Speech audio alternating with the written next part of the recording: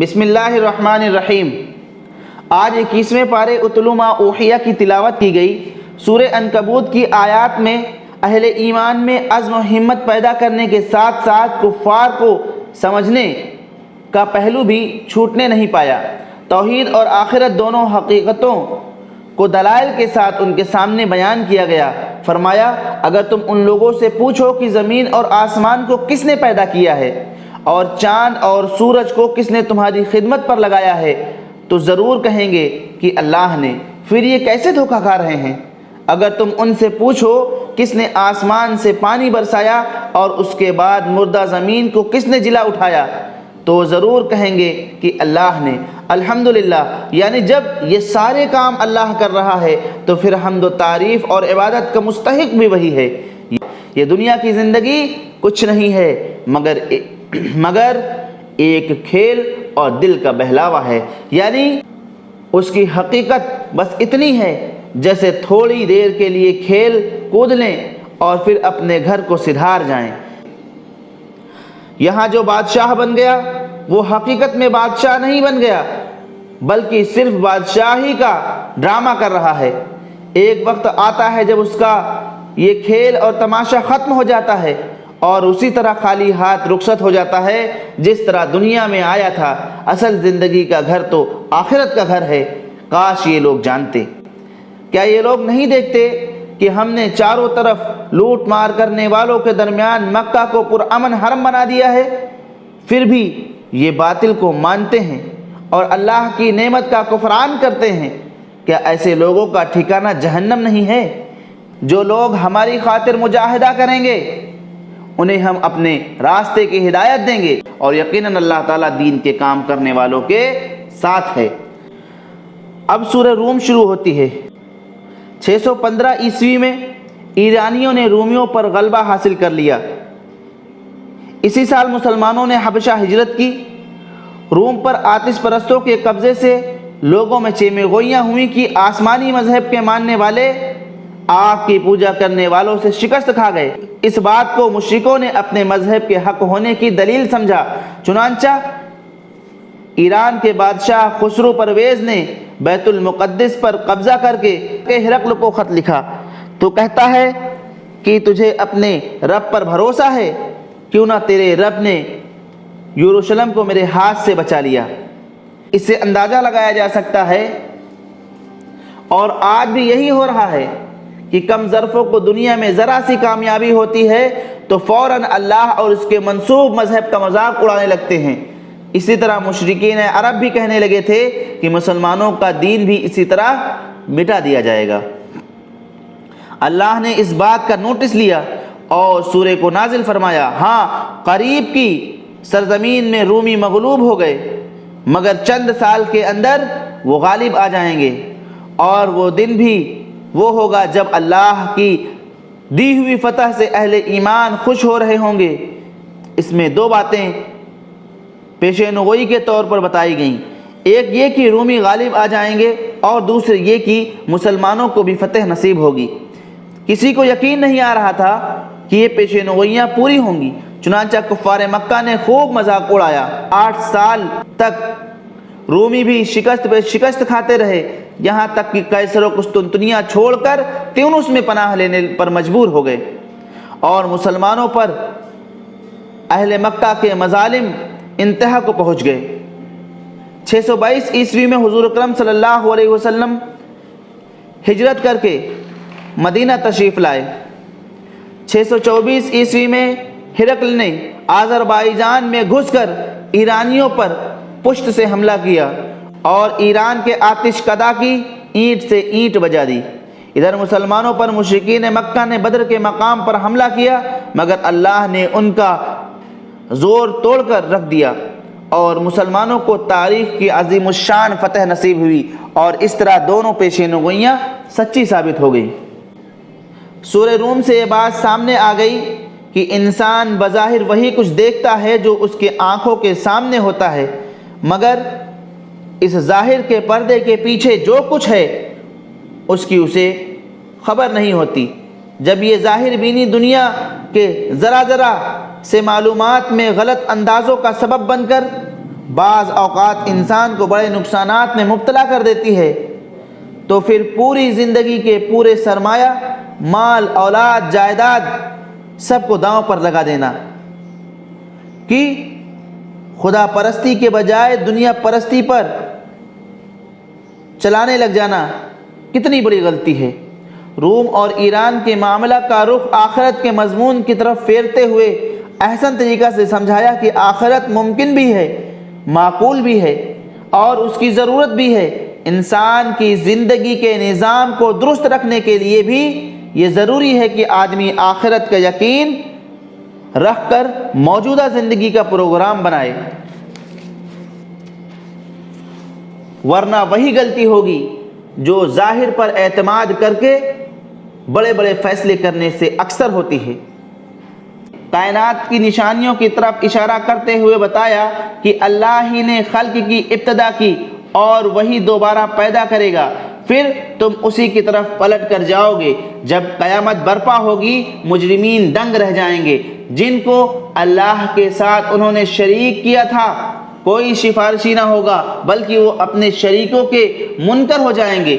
جب قیامت آئے گی لوگ گروہ در گروہ بٹ جائیں گے۔ جو لوگ ایمان لائے اور اچھا عمل کیے وہ باغوں میں خوش ہوں گے، جنہوں نے کفر کیا، ہماری آیات اور آخرت کو جھٹلایا، وہ عذاب سے دوچار ہوں گے۔ بس صبح و شام اللہ کی تسبیح کرو، آسمانوں اور زمینوں میں اسی کی حمد ہے۔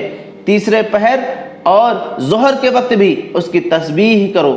وہ زندہ کو مردے سے نکالتا ہے جیسے انڈے سے بچہ، اور مردے کو زندہ سے نکالتا ہے جیسے پرندے سے انڈا، اور زمین کو مردہ ہونے کے بعد زندگی بخشتا ہے، اسی طرح تم بھی اٹھائے جاؤ گے۔ خدا کی نشانیوں میں سے یہ ہے کہ اس نے تم کو مٹی سے پیدا کیا، پھر تم پورے انسان بن کر زمین میں پھیلتے جا رہے ہو۔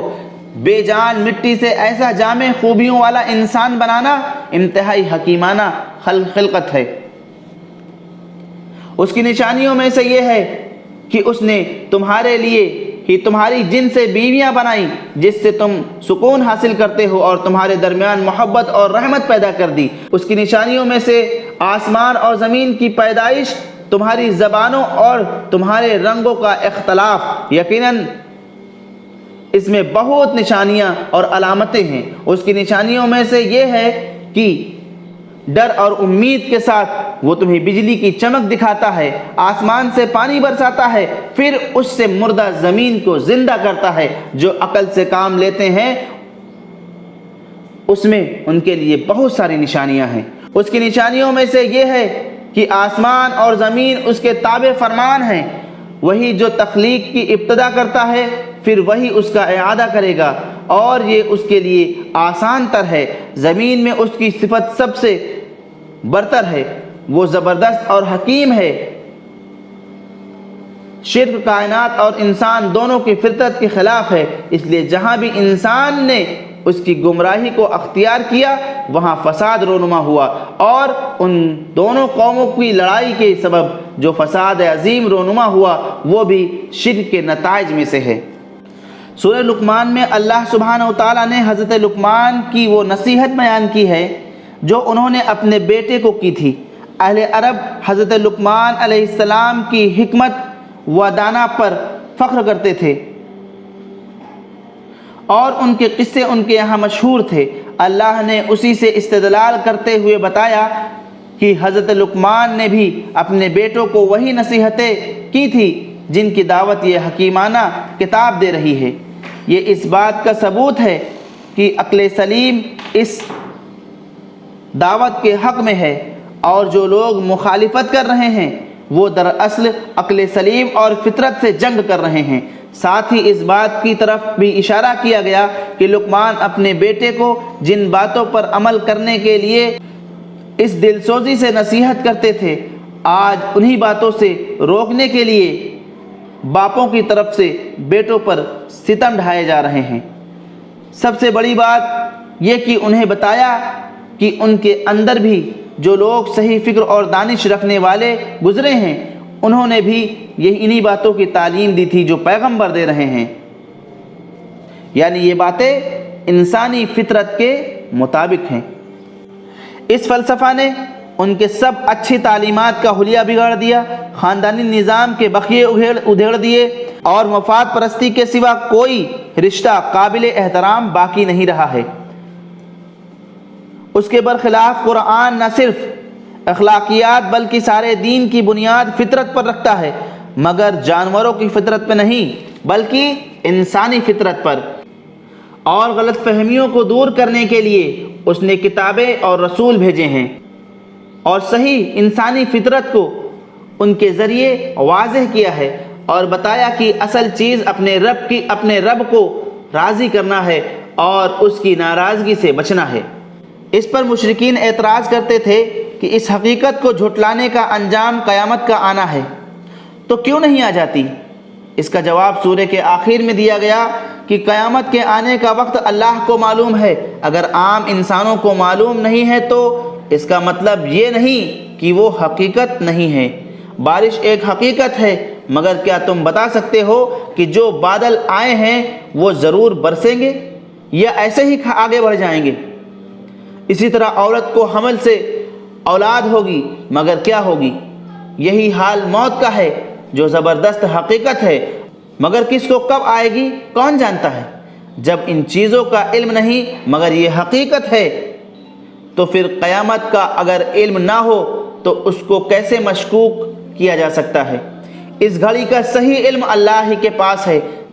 جیسے بارش، ہونے والی اولاد، کل کیا ہوگا اور کس سرزمین میں انسان کو موت آئے گی، یہ سب اللہ ہی جاننے والا ہے۔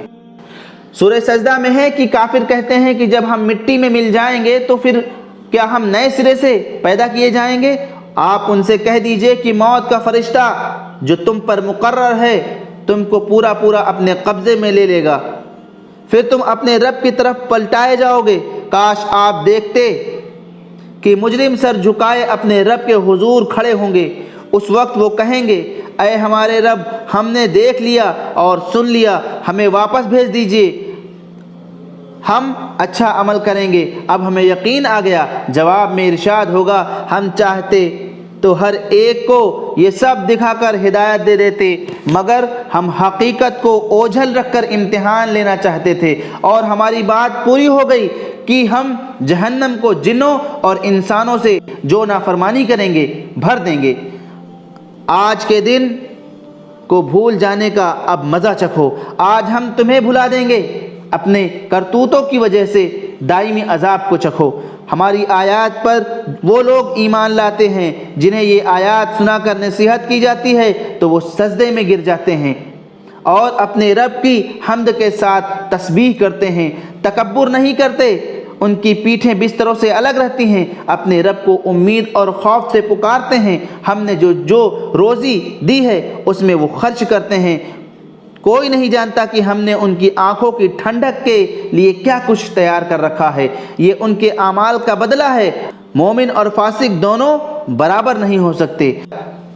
صاحب ایمان اور عمل صالح کے لیے جنت الماوا ہے، ان کے اعمال کے بدلے ضیافت کے طور پر۔ جنہوں نے فسق کیا ان کا ٹھکانہ جہنم ہے، جب اس سے نکلنا چاہیں گے ڈھکیل دیے جائیں گے۔ ان سے کہا جائے گا، جس عذاب کو تم جھٹلاتے تھے اب اسے چکھو۔ اس بڑے عذاب سے پہلے دنیا میں بھی ہم چھوٹے چھوٹے عذاب دیتے رہیں گے تاکہ تم باز آ جاؤ۔ کفار مکہ سے کہا گیا کہ ظاہر سے دھوکہ نہ کھاؤ، آج تم دیکھ رہے ہو کہ محمد صلی اللہ علیہ وسلم کی بات چند لڑکوں اور چند غلاموں اور غریب لوگوں کے سوا کوئی نہیں سن رہا، اور ہر طرف ان کا مذاق اڑایا جا رہا ہے، تو سمجھتے ہو کہ زیادہ چلنے والی نہیں، مگر یہ محض تمہاری نظروں کا دھوکہ ہے۔ کیا تم دن رات یہ نہیں دیکھتے کہ آج زمین بالکل بنجر پڑی ہے، جسے دیکھ کر یہ خیال بھی کسی کو نہیں آتا کہ اس کے پیٹ میں ہریالی کے خزانے چھپے ہوئے ہیں، مگر کل ایک بارش سے اس کے چپے چپے سے سبزہ پھوٹ پڑے گا۔ سورہ احزاب میں 3 اہم واقعات تسلسل کے ساتھ بیان ہوئے ہیں، جنہیں آج اور کل بیان کرنے سے اصل مضمون جو ہے اس کو سمجھنے میں مدد نہیں مل سکتی، اس لیے اس کا پورا بیان انشاءاللہ کل کی تراویح میں پیش کیا جائے گا۔ 17ویں تراویح کا بیان ختم ہوتا ہے۔ اللہ تعالی ہم سب کو قرآن پڑھنے، اس کو سمجھنے اور اس پر عمل پیرا ہونے کی توفیق عطا فرمائے۔ اللہ اس کی برکتوں سے ہمارے شہر و ملک کے حالات تبدیل فرمائے۔ آمین وآخر دعوانا ان الحمد للہ رب العالمین۔